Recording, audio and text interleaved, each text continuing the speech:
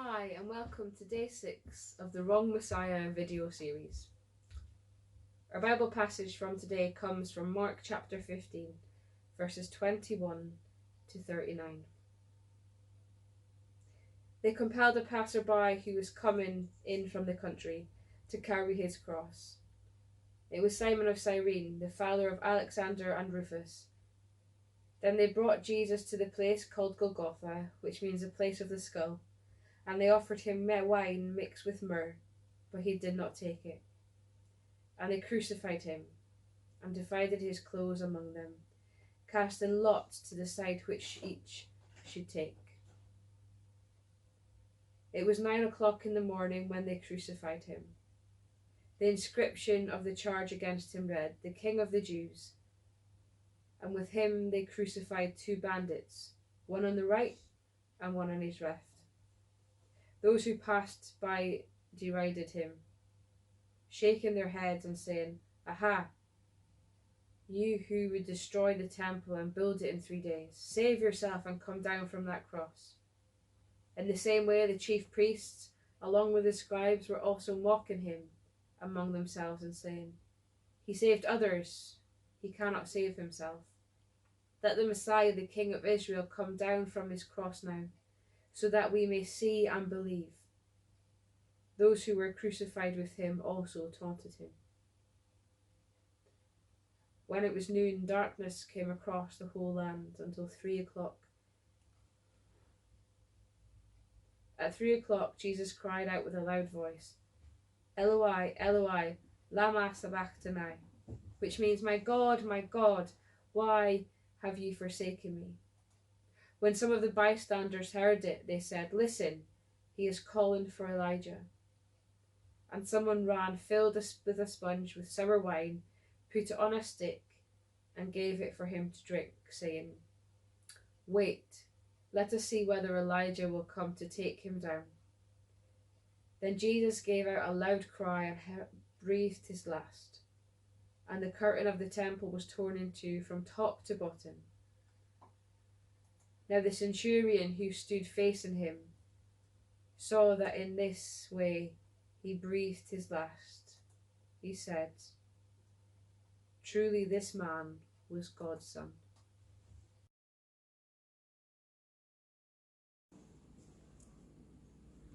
Day 6.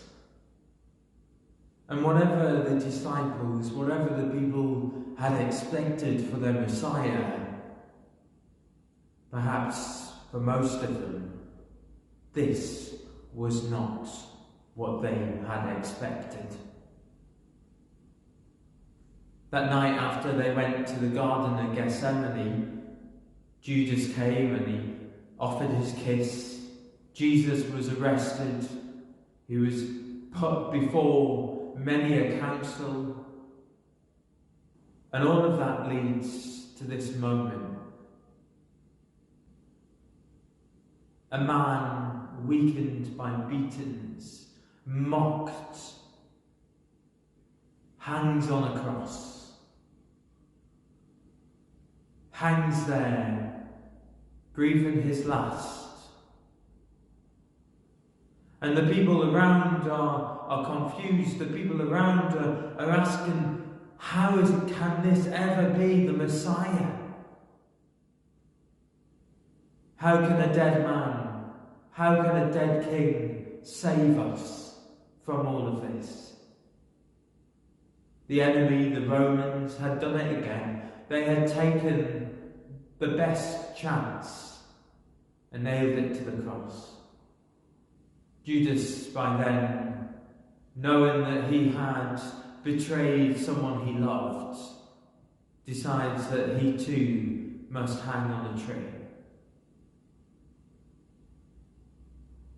And Jesus on the cross has nothing but love and forgiveness to pour out to the criminals, to the Romans, to the people watching.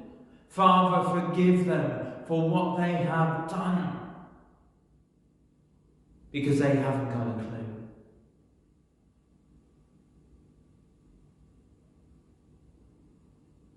And with that, he bows his head.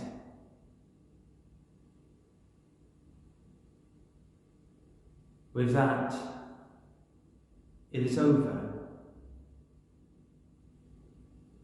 The man that came riding on a donkey took shouts of Hosanna and Hail the King, who had driven people and traders out of the temple, who had made a mess, who had witnessed true giving, who had been betrayed, who had served. Now he hangs on the cross. The disciples scatter, and only a faithful few stand at the cross, wondering, what's next?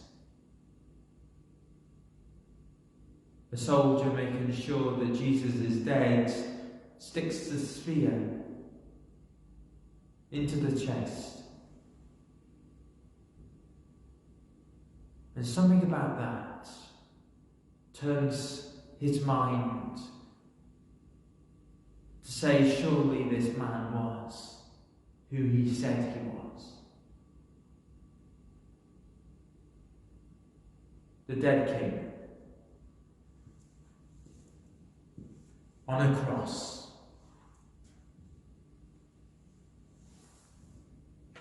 lifeless,